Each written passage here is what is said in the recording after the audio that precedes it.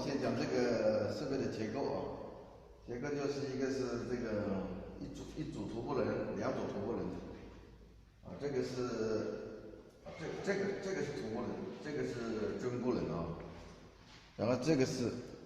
涂布轮与针布轮的距离的调节松紧，这个是我们这个整个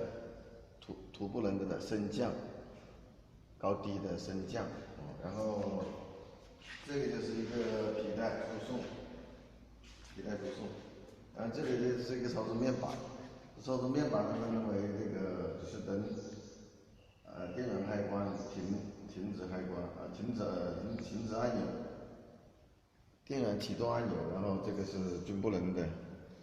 开启，然后涂布轮的开启，这是两组是一样的，这个是输送皮带的开关，啊，这个大体的结构就是。